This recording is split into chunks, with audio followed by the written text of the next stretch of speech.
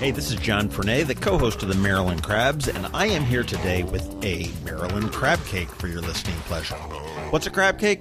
It's not quite a full episode, it's just a little snippet. Stay tuned and check it out.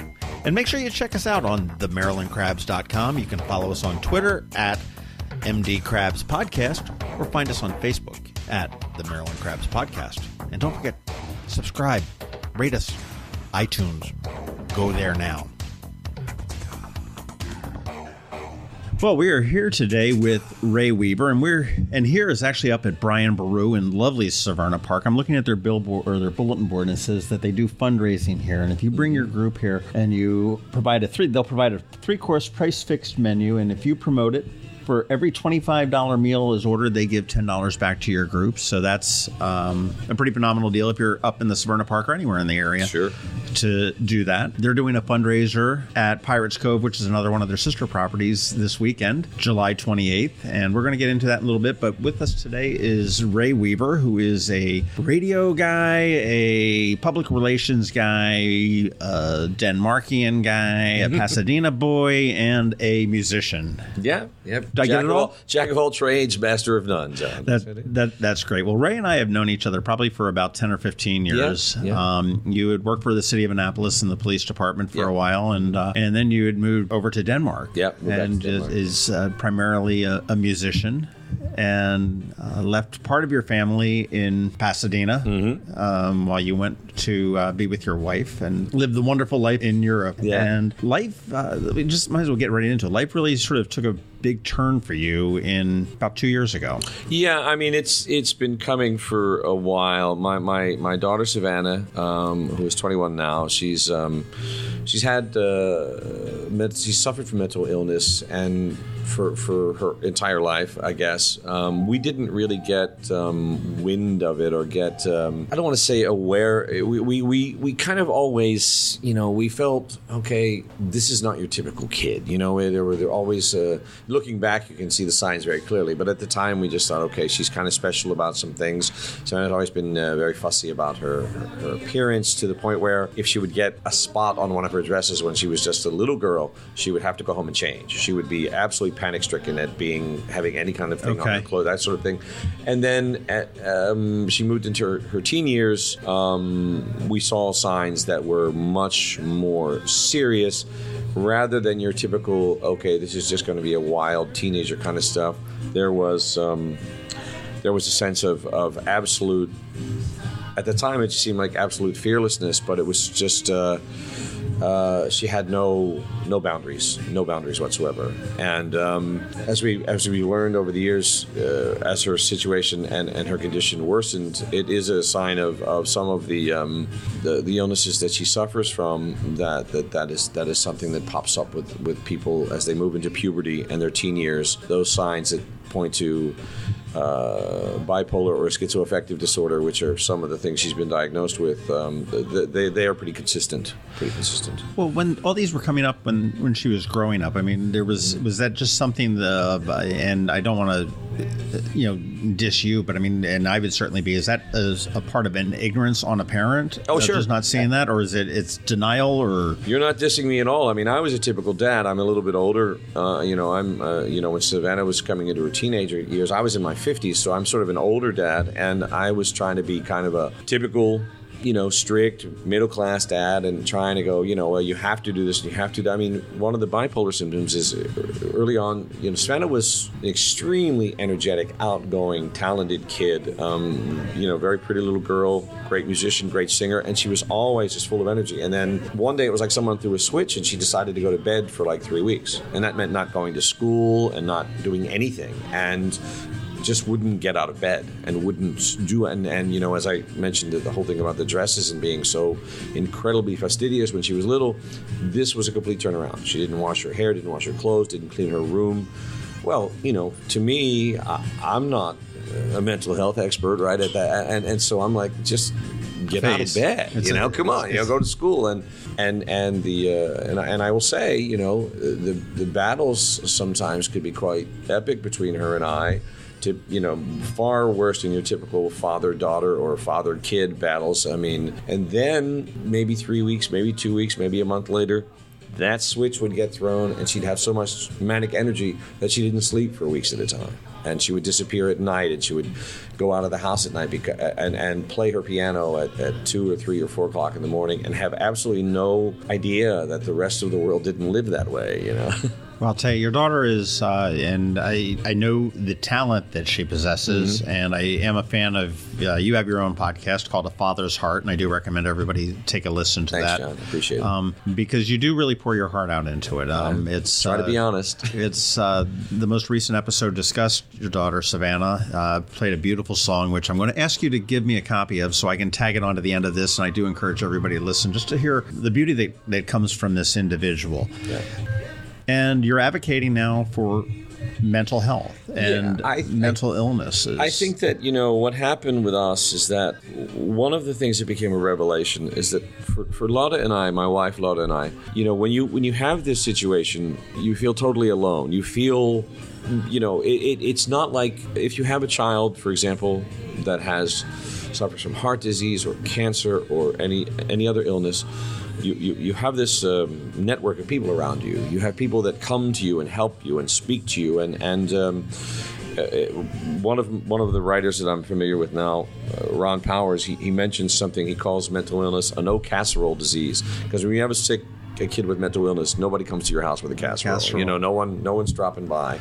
Your neighbors are afraid of you. I mean, they develop a fear because, we had some episodes at home in Denmark with Savannah, being upset and screaming in the driveway and damaging the house and smashing windows and stuff that, of course, would frighten anybody off. And then also part of schizophrenia is that they become extraordinarily imaginative about what's going on in their world. So she would go around the neighbors telling these incredible stories about, how we lived and violence and that we were like, bad people and criminals and stuff. And then so the neighbors don't know what to think.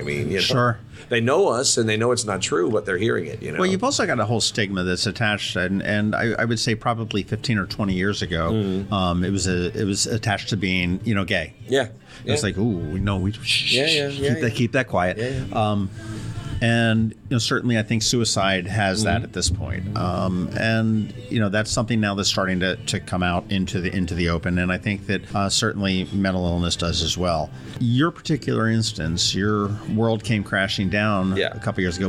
What happened there? Well, and to address what you said there, part of the problem for me and a little bit and for Lotta as well, for my family and my son and my other daughter, is that we were exactly that kind of people. We were like, we want to keep this quiet. We don't want to, it's kind of, and so we were part of that whole no stigma kind of thing, and we just tried to deal with it internally as a family. And as Savannah's psychosis has got worse, one of the things that she would do, because she was familiar with this area and she had friends here and my family lives here, she would manage to find ways, either borrowing money or getting help from the Danish state coffers or whatever. She would fly back and forth, no matter where we were living. She would somehow or another get herself back to the U.S. somehow. Sometimes it didn't go well. One time she went to the airport in Copenhagen and tried to get on a plane, and of course she hadn't purchased a ticket. They had no idea what she was talking about, and she wound up having to come back with us at that time. But she got over here, and she tried. My mother, who lives here in Pasadena, tried very hard to be a grandma and let Savannah live there and let her stay there with her and have it be as normal as possible. Without the risk of, you mentioned that you were a 50-year-old dad at one point, and without the risk of pissing off your mother. How old is your mother that she is being a good grandmom, letting Savannah live there? My mom was a young mom, so she's in her 80s. She's like 83. Okay. So she was a young mom. She started her family young. So she's not reality TV young mom. No. She's but she we had lived with my mom for a while when we were relocating back to the U.S. We had sort of taken over my mom's house, and my mom had a place there, and we were going to stay here, so we remodeled the house. And so Savannah was very familiar with the neighborhood. In other words, she was very familiar. She had friends here, had gone to school here. So, and I'm not going to say that they were the the best quality friends in the world, but they were her friends, and so they sort of, in some ways, enabled some of the problems that she had. But she came here, she stayed with my mom. That was just not viable. We just didn't work. So, and I look at her downward spiral over the 2-3 years you're talking about as, now I understand that it was just one long, untreated psychotic episode. She had been here. First she was here. She became suicidal here. She was committed to the mental institution ward at Baltimore Washington Medical Center here, what I still think of as North Arundel Hospital. But she was there, and I came and got her, and the plan had been to bring her back to Denmark we would wait for Danish medical authorities to come and help us transport her back there. Okay. But because I don't know why, I don't want to cast aspersions, but one day after she was there for 4 days, I went to visit in a maximum security ward, and she said, "Oh, Daddy, they're letting me out today." And I'm like, "No, honey, you're not going home today. That's not going to happen." But they had signed her out. I don't know why. I assume, my assumption always been there was some sort of insurance thing going on. But so she was out. She was with me. She was clearly unstable. And so I took her back to Denmark, did my best to stabilize her there. That worked for about a year, because this is an ongoing psychosis that has not been treated yet. And right. So then she wound up in the hospital over there around Easter of 2016. She was in the hospital there. And again, she became a danger to herself and other people. Savannah has a part of her psychosis that she believes that she is responsible for the entire world, for her existence. The existence of the world depends on her doing a certain prescribed thing or a certain prescribed number of things, and if they don't happen, no matter how outlandish they are, she becomes extremely fearful that the world is going to come to an end. And when she becomes afraid because of her PTSD, she gets violent. She can be very violent. And so she became a danger to herself. She was committed there. And again, so no one thinks I'm casting aspersions on the American system. The Danish hospitalization system let her out after 2 weeks. They removed her from max, and then she went to a minimum or a medium, and she was back on her own and out in May or June of 2016. And I told her, she wanted to come back here.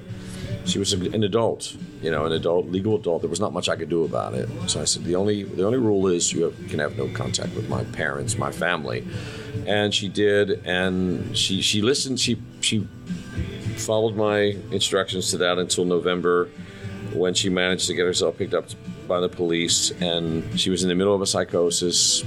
The police released her to my mother, and she attacked my mother. So your mother. And my mother survived. Bailed her out, if you will. Brought her yeah. back to her house. It's a safe place. What your mother would thought. Yeah. And then she attacked my mom because she thought my mom was possessed by demons, and she was helping my mom by getting the demons out of her. So. And you're in Denmark at this time. I was in Denmark. I was actually watching A Christmas Story, and it was the day after Thanksgiving, so I was decorating the house for Christmas, and I got a phone call that this had happened, and I had actually, to be honest, I'd actually been trying to get home because I could see the signs on Facebook that Savannah was in the middle of a severe psychosis. I'd called my mother constantly, when she took her in. I said, you can't have her there. You have to get her out. You have to get the authorities to get her out. My mom, being a grandmother, said, no, she's okay. She's my granddaughter. I'll take care of her.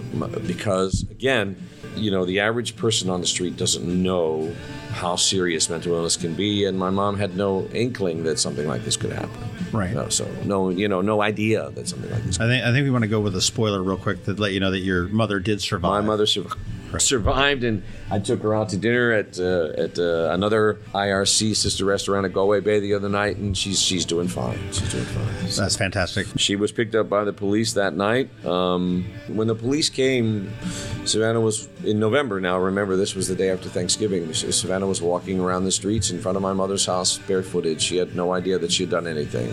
Just pacing or something? She was walking around. She had, So she hadn't fled. She didn't run. She didn't find hide. a friend or anything. No, she was not armed. And I constantly, I constantly thank whatever higher power you want to believe in, that she ran into some very, very excellent Anne Arundel County police officers who realized that right away that this was a mental illness case.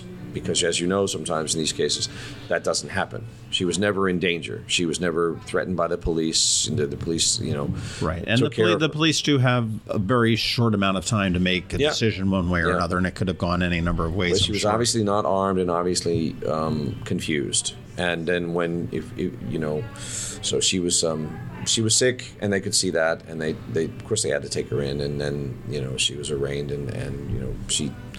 Then we are where we are now. So, well, where are we now? Well, she went to the detention center. There were a couple of proceedings. All of the people involved with the court proceedings at the time could see that this was a mental illness case. So she was in a detention center, in my mind, for too long. She was in there for about 8 months before she was sent to Perkins, Clifton T. Perkins hearings she was found not criminally responsible for her actions. And that's in a trial, presumably? It was a hearing in front of the courts. She went in November. I believe that hearing happened May of last year, and then she was finally sent to Perkins. She finally made it into Perkins in June of last year. So, and she was found not criminally responsible for her actions. By the time she got to Perkins in June, and this is the thing, they had finally found the right medical protocol for her in the detention center, and she was stable, completely stable. And a medical protocol that's a cocktail of prescriptions. Yeah. It's one of the things about mental illness is it's really, really hard to find the right combination for each individual. And she had been on different medications before, and they just didn't work. In fact, they exacerbated the condition, made it even worse. So, and one of the things that I find interesting about this is I move into the advocacy role. If you subtract the specifics out, if you take out my name and Savannah's name and my family's name, and you take out and then you just run down the things that happened, the actual things that happen. Okay, this happened, someone gets hurt, or this violent act occurs, or if you take a look, I could put you on a website of about 20 different websites for people that have mentally ill children or mentally ill relatives or family or whatever.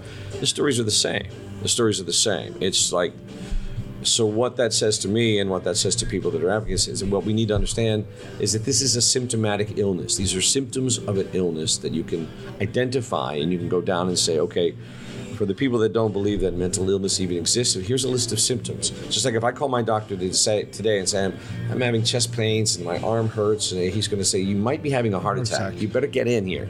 The same thing. If we early enough start seeing that, okay, this person is doing this, or this person, and obsessive this, violence, rationale, whatever. You see it going down the list, and you realize, you know what?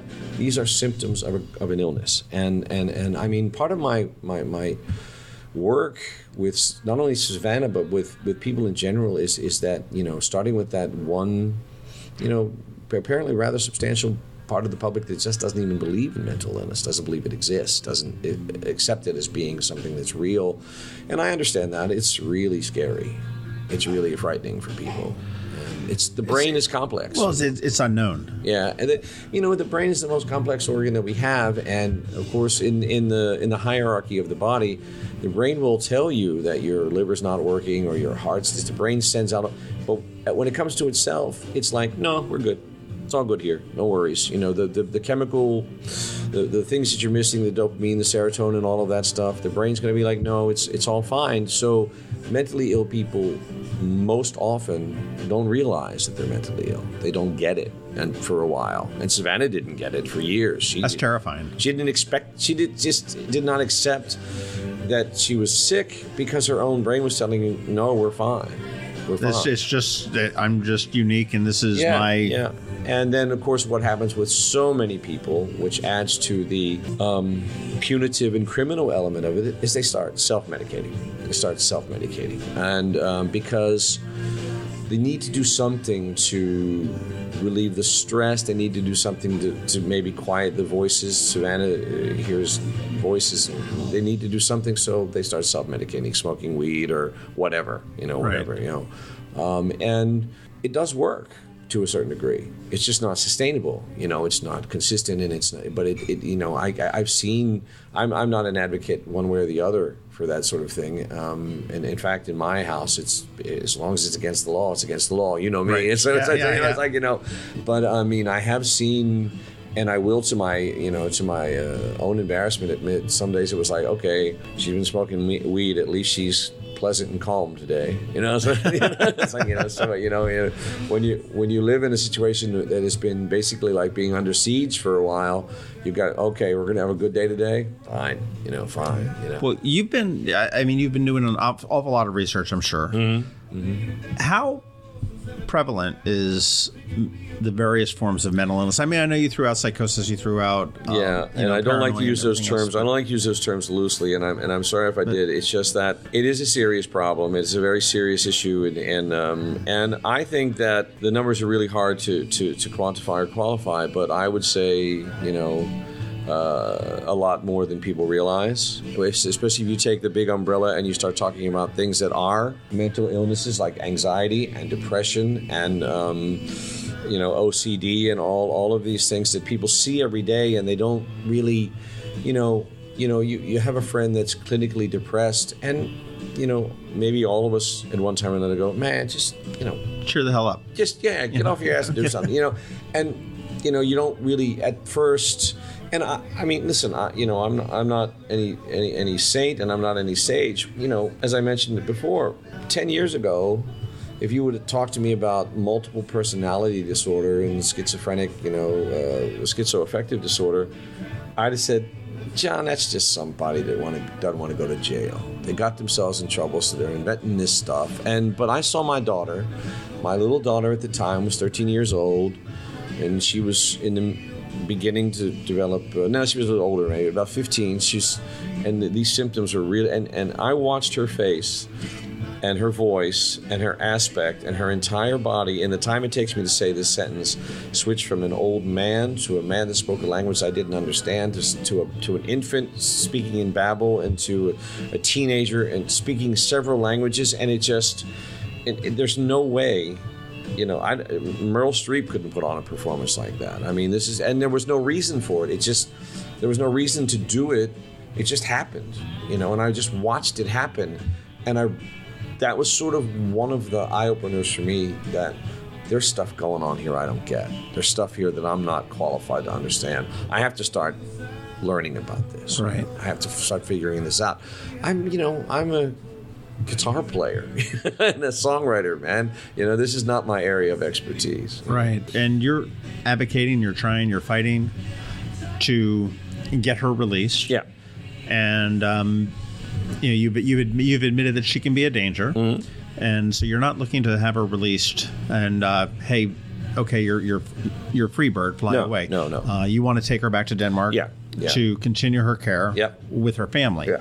Yeah, that's the issue for me. We applied to the hospital and said what we would very much like to have Savannah come back home to Denmark, where she has a support system. She doesn't have anybody here. As I said, she just now got her high school diploma. That's it. That's the only support. And that support system is you, your wife, and your son. My wife, and we also have engaged a psychiatrist, a psychologist.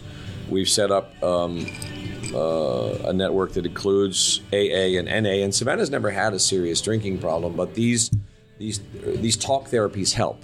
They help. Savannah's problem with drinking is she can't do it at all. It just is not a good mix. It's not like Savannah's never drank to excess, or I think I know of maybe 2 or 3 times she's ever really drank, but it doesn't go well. So she needs to know that that chemical and your brain chemicals don't mix. So that's why that's there.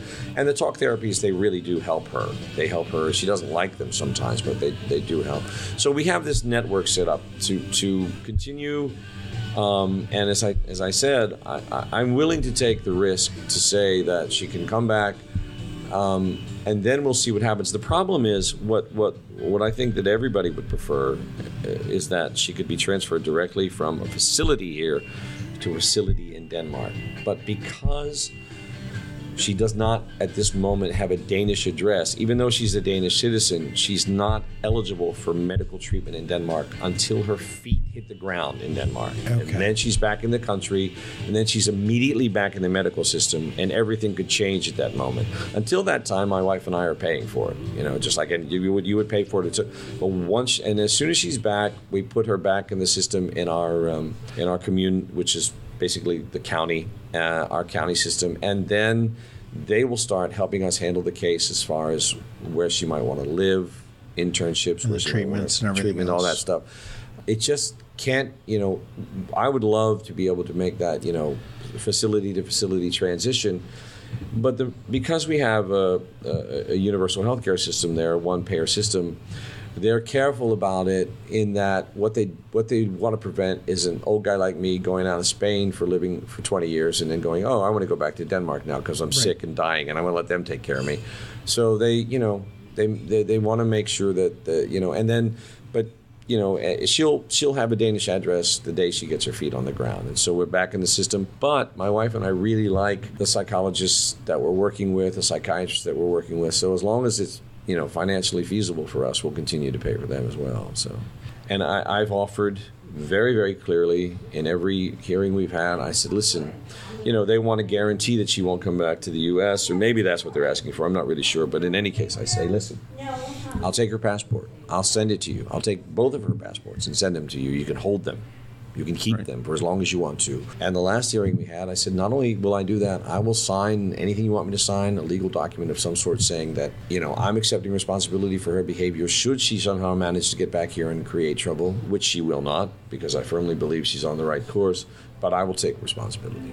I will say, you can lock me up, So I don't know what other set of guarantees we can give them. We've shown them the plan.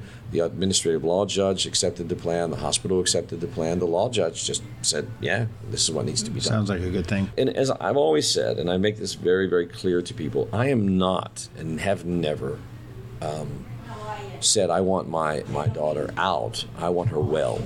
The idea of this is wellness. This is the way that she's going to continue to be well.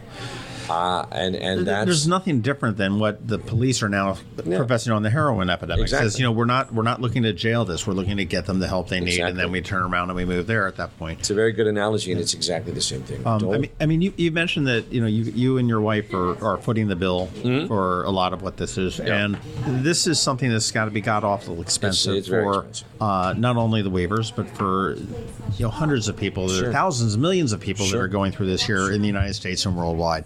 One of the things is that locally here, again, Anthony Clark and Michael Galway, who are the proprietors of Brian Baru, Galway Bay, Killarney House, and Pirates Cove. I think I got them all. They are such a community-minded organization. You have been an entertainer there for eons. Yep. I don't know how to define an eon, but you've been there a good long time. You have flown back from Denmark year after year for the whole St. Patrick's Day tour. You've been performing. You're here, obviously, in the U.S. right now. You've been performing there as well. And they have arranged basically a fundraiser and announcement down at Pirates Cove on Saturday the 28th. You will be playing, and tell us a little bit about what's going on there. Well, it was certainly a stunner for me, because they have two things going on. They do this thing at Galway Bay every year that's ongoing called Christmas in July, where nightly specials bring in money for a local cause or concern. Last year, we participated, myself and the guys that play music with me and the girls that play music with me, we participated for a young woman, Casey, that works at Galway Bay. She had cancer treatments, and of course, whatever was covered by the insurance doesn't cover the cost of work, so we helped out with that, and they do it every year for something. And so all of a sudden I became aware that the idea was to do it for us this year, and my initial response was, no, you're out of your mind. I'm not going to have that. And I was pretty much told, well, it's going to happen whether you participate or not. So, and I can't even begin to tell you, how moved and how touched I am by it. But I'm also as you mentioned, hard-nosed old Pasadena boy, and part Irish and part no, I can handle my own affairs, thanks. But they stepped up and they've said, listen, we've seen you and your band and your family. You've always been willing to lend a hand to everything that comes down the line. You've done our suicide prevention thing here every year. And we're going to do this for you. So yeah. So I said, okay, let's just do it. And but with the understanding that the initial idea is because you're right. It's astronomically expensive to fly back and forth every 6 or 8 weeks and to be here and to then to pay for the extra medical care and the extra psychologists and the extra people that talk to Savannah on the phone from Denmark, and then the stuff that we have. It's expensive. Well, I mean, no, Americans understand how expensive medical costs are, and when they're not covered, they're equally expensive all over the world. So throw in some legal fees. Yeah, as well. and then of course my legal fees, of picking up the phone with a couple of attorneys on both sides of the Atlantic, and that's one of those $400 or $500 an hour things where even 3 minutes adds up to an hour. So they decided to do this, and like I said, things are going on in Galway Bay, and then on Saturday the 28th, that we're having a benefit show out at Pirates Cove, and thankfully it looks like the weather's going to cooperate, and starts at 2 to 6. And you mentioned the fundraising meals. They do the same deal. It's a $25 ticket. $10 comes to help the mental health stuff, and there they put out a buffet with this amazing. The chef Steve puts out this amazing barbecue and cornbread and good old fashioned stuff like that. There's all kinds of stuff on the buffet, and if you've never been down there, it's a beautiful place. It's beautiful, right on the dock bar, West right on the water. Road River, one of those rivers down there. Gorgeous down there, and several other a lot of local musicians are going to come down and help out and play some songs. And 2 to 6 is the assigned time, but I have a feeling it'll go long. It usually does, and then we wrap it up again on Sunday. We're back at Galway Bay from 4 to 8, and that's the big auction of different stuff. Right. And I understand there's a lot of great stuff. A Yeti cooler, cow ripping baseballs. There's all kinds of stuff coming up. So there was talk about you and a foundation. Well, that's the thing. As we go on to this, as I said, as Lotta and I have figured this out, and what we've discovered is that, as I said, this is, we thought we were alone. We thought no one in the world understands that. We couldn't be more wrong. There's a lot of people that go through this. A lot of people that have lived with this for a long time. That have had missteps and misstarts with the criminal justice system and the hospital system and the medical systems all around the world, all around the country. And I'm never losing sight of the fact that I'm incredibly fortunate in that I know these folks here. I can come over and do my 4 chords on the guitar and Irish Blarney nonsense and entertain people and make a few $100. So there we've got the secret to wavy exactly. music success. Four chords and a bunch of Blarney nonsense. That's pretty much the story.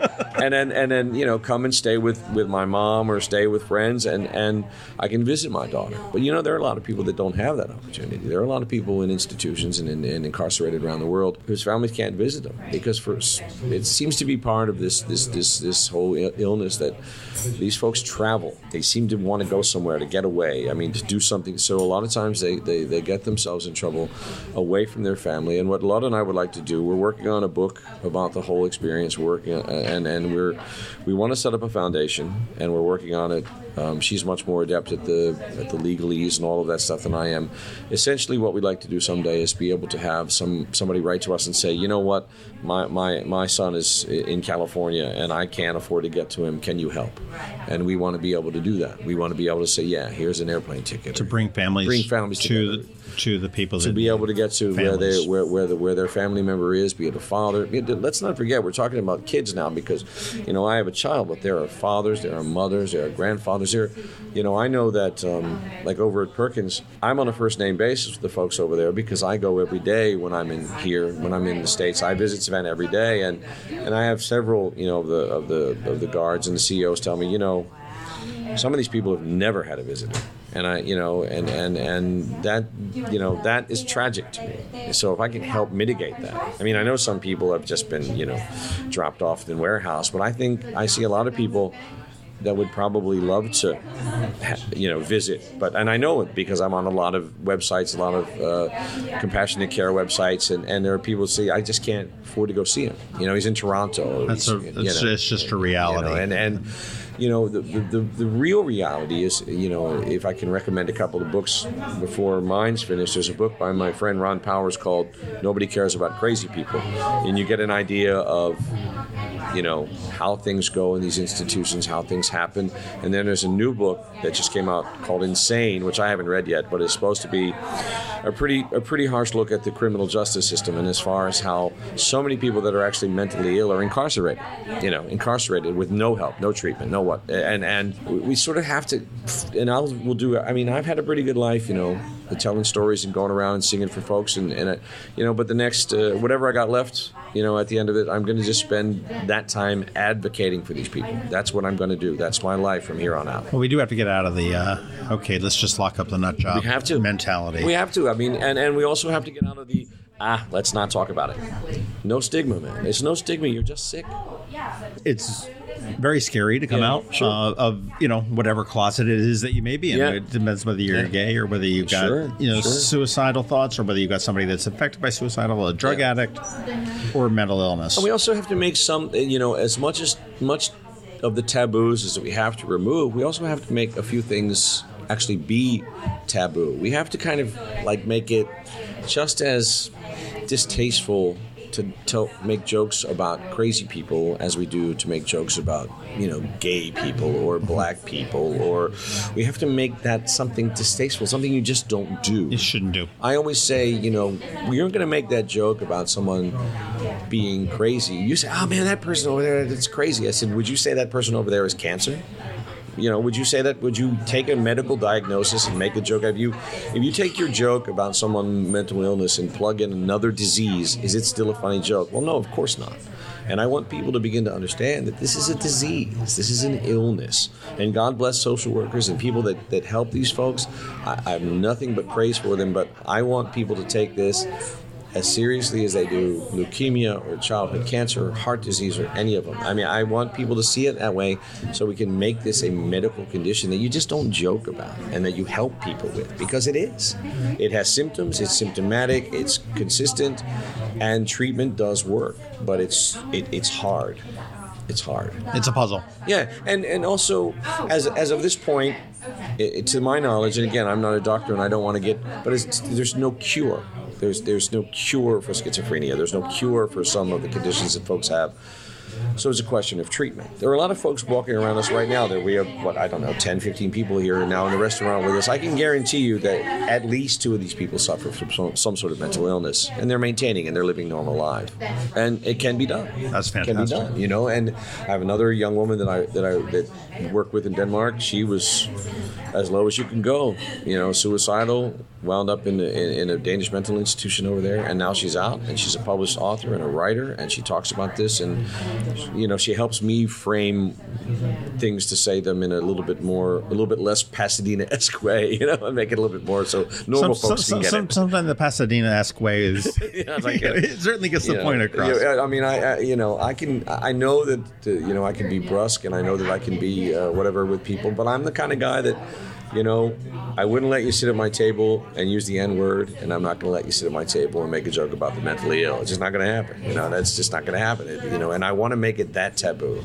I want to make it that. No, we talk about these people, these children, these men, these women, these grandfathers, uncles, aunts. We talk about them as people that need medical help. That's it. Well, there is an awful lot more that we need to learn about mental illness. Sure. There's an awful lot more that we need to do about it, and I'm just really proud to be able to say that I live in a community here where you've got businesses that realize the need. Yeah. Where we've got brave people like you, and I do consider you brave to come out and sit there and say, "This is my story." I'm just a dad. You're not sitting here saying, "Hey, she's went away for a while," or hiding this. I'm just a dad, John, and I'm doing nothing that no father would do with any other. Any father with a child with an illness would be out here advocating for them, and that's all it is. I'm not, and I'm, if we had more time, I would be loved to give you the laundry list of the mistakes that I made. So if I can stop other people from making those mistakes, if I can say, no, don't do that. The last thing in the world you want to say to a depressed kid is get your ass out of bed. You don't want to, that doesn't work. And, if I can just stop somebody from doing those things, and understand, no, you got to learn a different way to do it, But and you're right. I mean, we're lucky here in that we do have these folks that are compassionate and do care. And there's no way I'm ever going to be able to repay the debt I have to Michael Galway and Anthony and the people at these restaurants. None. Right. No way. No. Well, they are good people, and I do recommend that everybody head on down to Pirates Cove on Saturday the 28th from noon to 6, 11 to 6? No, it's from 2 to 6. From 2 to 6 at least. And I do want to make one thing very clear. This is a very serious topic, and we take it very seriously. But the thing at Galway is a concert. It's music. It's a party. It's fun. It's going to be fun. It's going to be, it's not. We want you to come out there and have a good day in the sunshine. It's not. We like to have me. I like to have as much fun, maybe more fun than a lot of people. So and it's going to be great music, great time, and I already know of 5-6 great musicians that are going to be there, and I'm hoping that I get to sit and watch, and see other people play for a change. Nice. Well, I'll tell you are a very talented musician on your own. I appreciate that. I know you. The last time I think I saw you perform was it the Bruce Springsteen? Well, I don't know what it was last time, but at the Bruce Springsteen show. That was fun. That was fun. In the vein of my last chance to perform with my friend David Glazier too. That was yes. That was a special memory for me. So, they just had a benefit for him a couple nights ago at Union Jacks there. But I do encourage people to make sure you follow up with us at the Maryland Crabs or Eye on Annapolis, because when this foundation comes online, we're going to have information. We're going to have information on it. Just be aware that mental illness is not something that just affects one person down the road or that guy.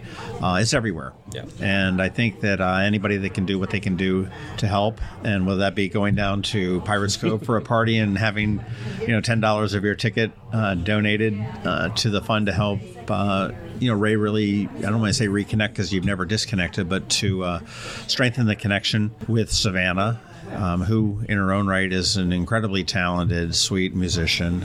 And I think we're just going to sort of end it here. And if you can give me a copy of that song, that beautiful song that Savannah sang, I would love to play it on the way out. And I thank you very much for coming out. I'll have information on the events in the show notes, and we move forward. And I wish you all the thoughts and prayers, which just sounds really, really useless to say, but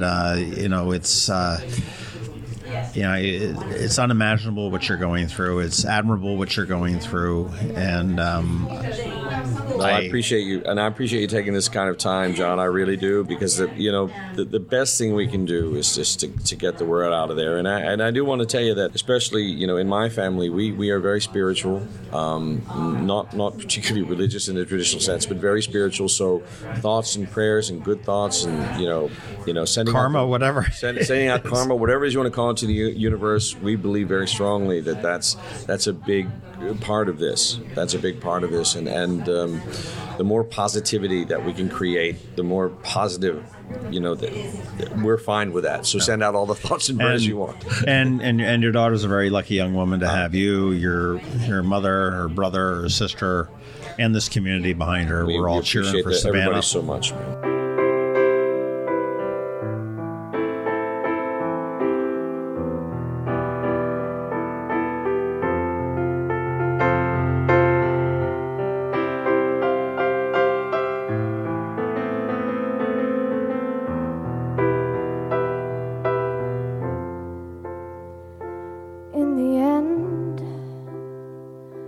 This is all my fault, but isn't it always? Yes, it always is. But for once, I'm on the opposite side of this fence, making decisions I don't really want to make about any of this. I'm not usually the one who gets the last laugh, the last word, ending it all, and it sure don't feel as good as I thought it would.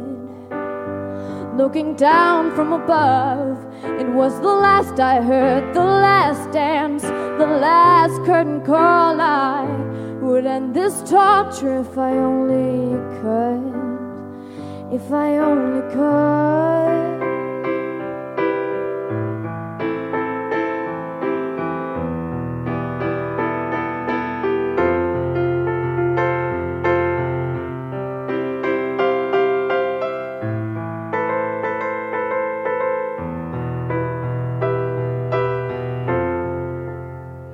'Cause in the end, I was the monster all along. But I always, yes, I always am. But I don't think I've ever reached the stage of low before ending something before it even began. I must be out of my mind, because I'm on the curb, standing on the edge, about to fall. Can't comprehend what I'm feeling, but I think it's good. Looking down from above, it was the last I heard, the last dance, the last curtain call. I would end this torture if I only could, if I only could.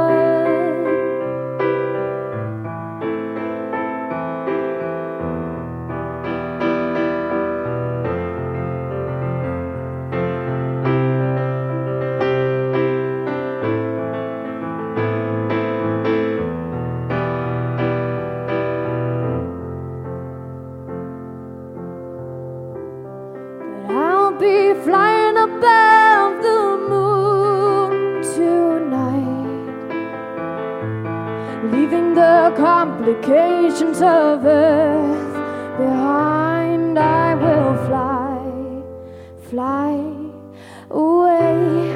I'll be soaring above it all. The entire earth, it looks so very small. Fly, fly away.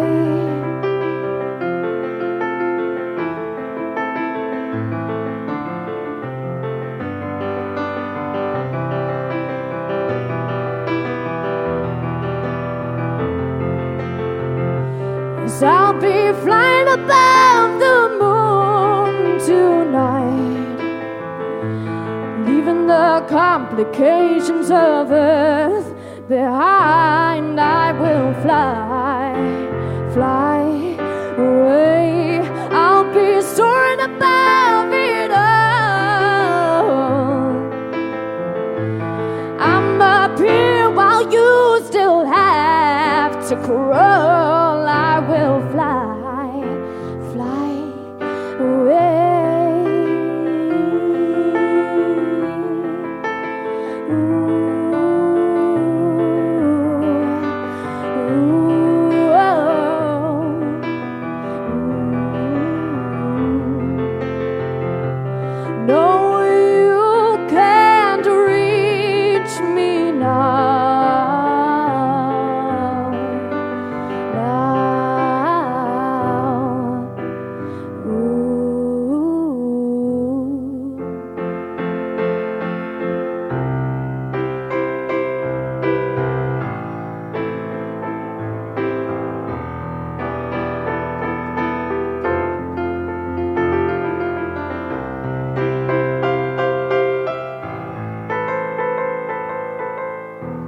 Nothing will matter anyway.